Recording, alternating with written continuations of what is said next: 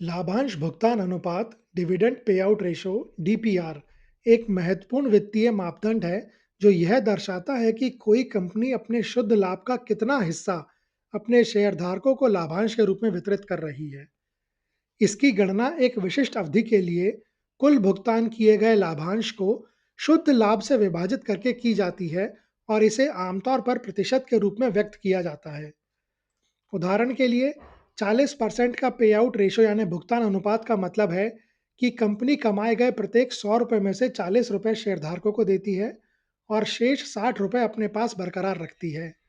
इस रखे गए हिस्से को रिटेंशन रेशो कहा जाता है, जिसे कंपनी आमतौर पर विकास, ऋण कम करने या आरक्षित निधियों के लिए व्यवसाय में पुनर्निवेश करती है। एक उच्च भुगतान अनुपात जैसे 60% से अधिक अक्सर परिपक्व स्थापित कंपनी का संकेत देता है।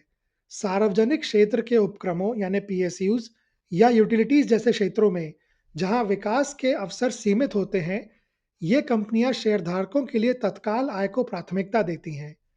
इसके विपरीत एक निम्न भुगतान अनुपात जैसे 30% से कम उच्च विकास वाली कंपनियों जैसे आईटी या ई कॉमर्स में आम है, क्योंकि वे अपने अधिकांश लाभ को तेजी से विस्तार के लिए पुनर्निवेश करती हैं ताकि दीर्घकालिक पूंजी वृद्धि को अधिकतम किया जा सके। यदि भुगतान अनुपात 100% से अधिक है, तो यह एक अस्थिर लाभांश नीति को इंगित करता है।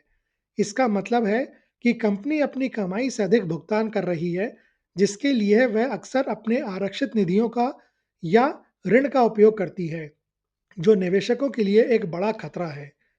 निवेशक डीपीआर का उपयोग किसी कंपनी के लाभांश की दीर्घकालिक सस्टेनेबिलिटी का आकलन करने के लिए करते हैं।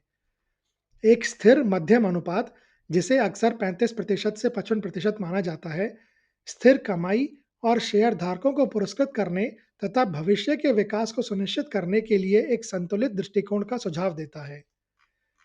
यह मापदंड उन आय चाहने वाले निवेशकों के लिए आवश्यक है जो स्थिर नकदी प्रवाह की तलाश में हैं, जबकि विकास निवेशक अक्सर कम अनुपात पसंद करते हैं क्योंकि वे तत्काल लाभांश के बजाय पूंजीगत लाभ पर दांव लगाते हैं। अंततः उपयुक्त भुगतान अनुपात कंपनी के उद्योग, जीवन चक्र चरण और समग्र वित्तीय स्वास्थ्य पर बहुत अधिक निर्भर करता है।